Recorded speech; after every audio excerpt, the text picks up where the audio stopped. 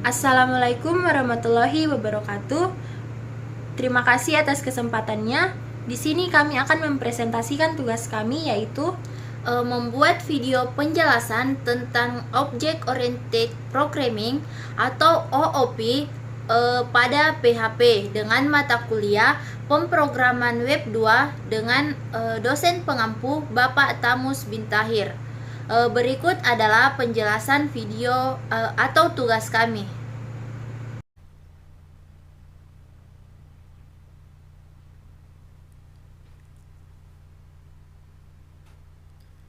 Perkenalkan, kami dari kelompok 6 dengan mata kuliah pemrograman web 2 kelas SI 402.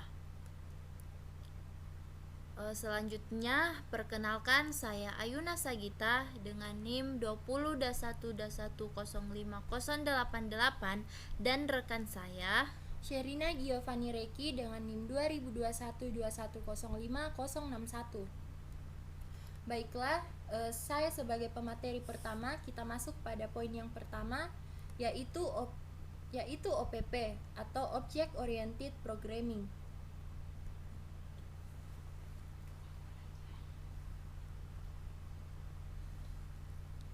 OPP atau Object Oriented Programming yang dalam bahasa Indonesia artinya pemrograman berbasis objek atau PBO adalah sebuah konsep di mana properti atau variabel dan juga metode atau fungsi dibungkus dalam sebuah kelas.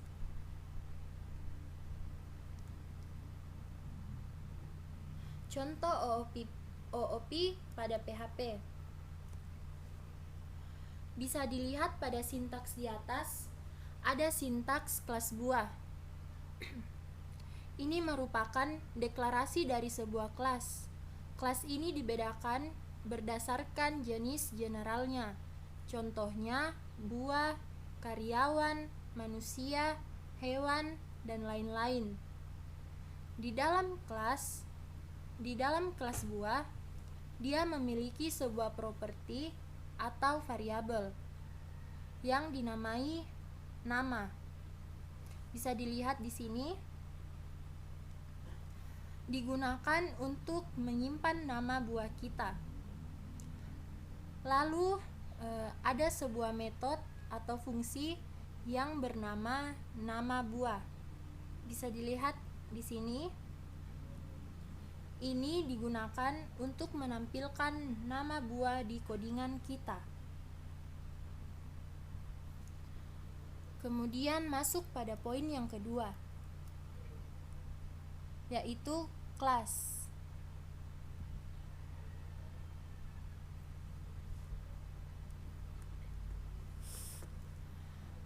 Kelas merupakan sebuah kerangka atau struktur yang digunakan untuk membungkus baris kode untuk membuat instance sebuah objek. Kelas dapat menyimpan suatu proses terhadap metode dan properti. Selain itu, di dalam kelas juga dapat melakukan penyimpanan data. Kelas digunakan untuk membuat instance dari objek. Setiap pembuatan file yang menerapkan PHP OOP harus diawali dengan kelas. Artinya kelas itu wajib ada ketika menggunakan teknik OOP.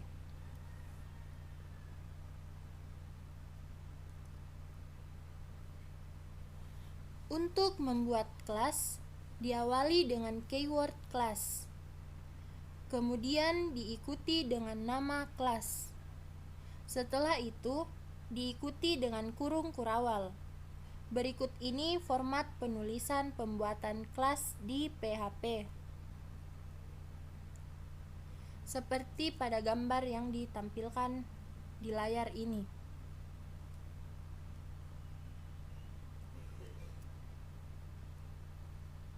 Masuk pada poin yang ketiga, yaitu objek.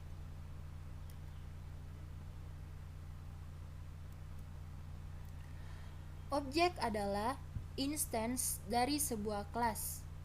Objek berguna untuk memanggil kelas yang kita buat agar dapat dijalankan.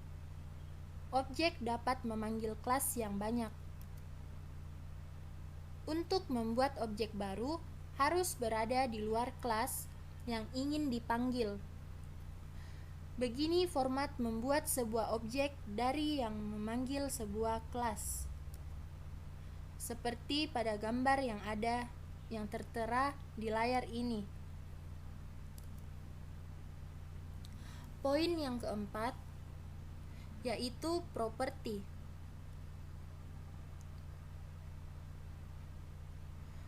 Properti dalam pemrograman PHP adalah variabel yang ada di dalam kelas, digunakan untuk merepresentasikan sebuah data maupun suatu keadaan. Perbedaan properti dan variabel terletak pada penempatannya. Ketika variabel tersebut di dalam kelas langsung merupakan sebuah properti.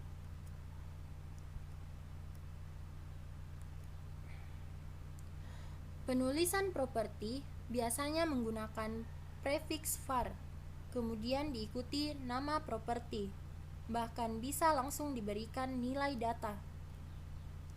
Selain menggunakan var, dapat menggunakan visibility yang meliputi public, private, dan protected. Contohnya pada gambar yang tertera di layar ini.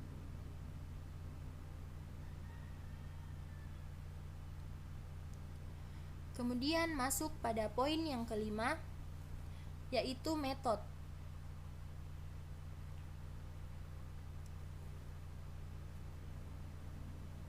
Metode ini sering disebut fungsi. Faktanya, metode berasakan dengan keyword function. Jadi, metode merupakan sebuah fungsi yang digunakan untuk melakukan sebuah perilaku atau sebuah tindakan. Metode sendiri dengan awalan nama visibility, public, private, dan protected. Contoh potongan kode menggunakan metode di PHP seperti pada gambar di samping ini memiliki 3 metode, yaitu set warna, set owner, dan set merek, di mana ketiga metode nantinya akan diisi sebuah tindakan seperti yang tertera pada layar ini. Jika sudah sedikit mengerti cara menggunakan properti dan metode, selanjutnya kita melakukan latihan membuat properti dan metode serta objek. Untuk penjelasan selanjutnya, saya persilakan kepada rekan saya.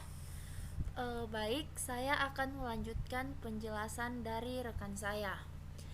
Yang keenam itu ada konstruktor, di mana penjelasan konstruktor itu adalah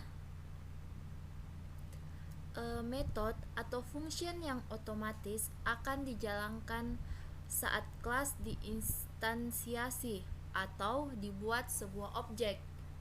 Pada bagian konstruktor, kita dapat melakukan apapun yang bisa dilakukan dalam metode atau function kecuali mengembalikan nilai atau return value. Selanjutnya yang ketujuh. Yang ketujuh itu ada inference,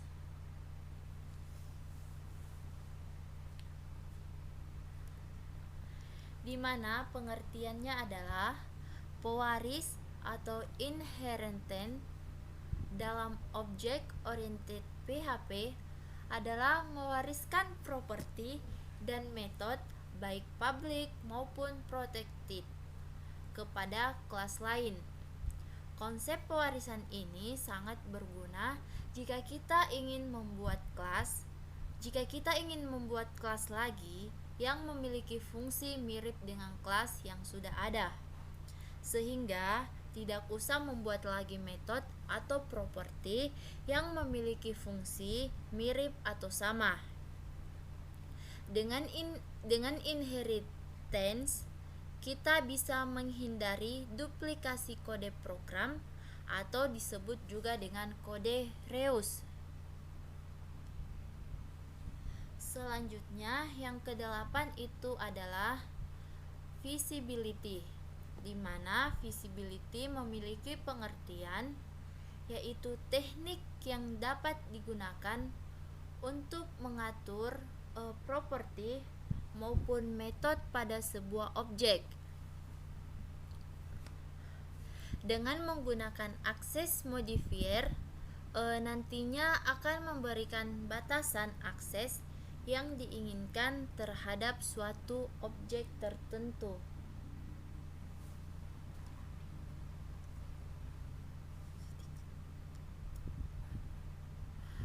Ada 3 jenis visibility.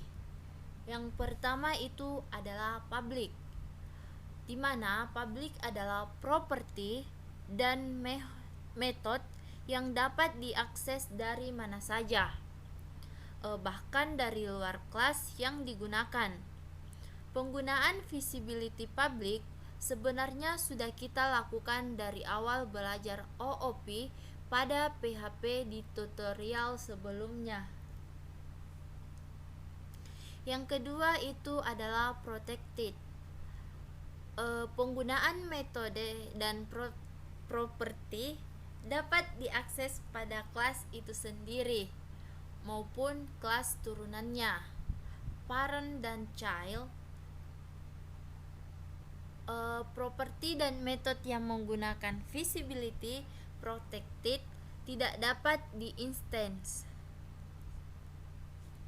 Yang terakhir pada jenis visibility itu adalah private, di mana ini digunakan hanya untuk kelas tertentu atau kelas itu sendiri. Kelas ini sangat tertutup terhadap pemanggilan atau instance method maupun properti. Penggunaan visibility private untuk data-data untuk kelas itu sendiri yang biasanya berupa data secara detail dan tidak dimiliki oleh kelas lainnya.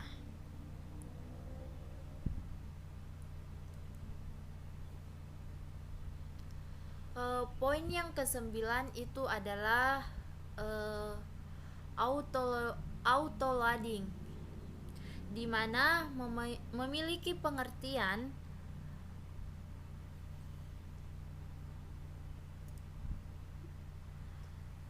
yang dimana memiliki pengertian adalah konsep OOP di dalam pemrograman PHP yang digunakan untuk memanggil file lain secara otomatis. Autoloading ini sebagai pengganti ketika menggunakan perintah keyword atau required ons maupun menggunakan include. Autoloading memiliki fungsi untuk memanggil file yang dipisahkan. Latihan sebelum kita membuat kelas di dalam satu file.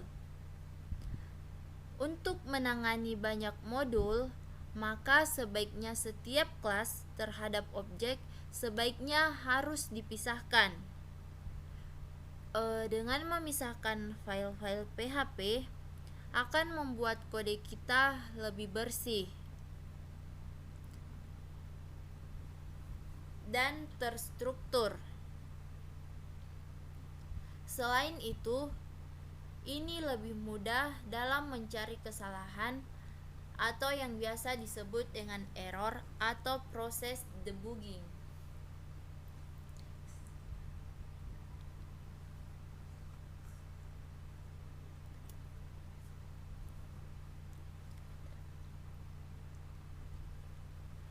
Selanjutnya yang terakhir atau poin ke-10 adalah namespace.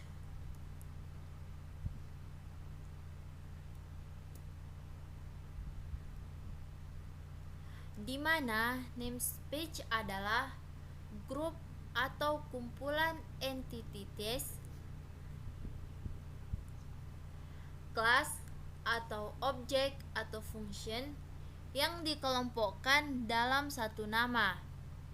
Namespace di dalam PHP juga menggambarkan direktori abstrak sebuah file. Di dalam PHP namespace tidak menggambarkan direktori penyimpanan file tersebut. Penggunaan namespace sangat banyak manfaatnya. Kita bisa membuat kelas, interface, function dengan unik dengan menggunakan namespace. Jika Anda membuat proyek yang kecil atau personal, maka kesalahan seperti nama atau nama yang diduplicate tidak akan menjadi permasalahan yang serius. Namun, jika Anda ingin membuat proyek yang lebih besar, maka kesalahan seperti ini akan menjadi sesuatu yang sangat serius. Anda tidak akan bisa mengontrol seperti kelas, interface, maupun fungsi atau lainnya. Jika Anda menggunakan global namespace,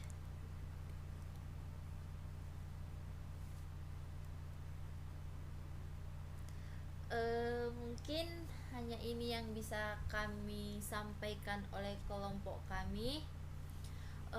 Lebih dan kurangnya kami mohon maaf. Terima kasih dan assalamualaikum warahmatullahi wabarakatuh.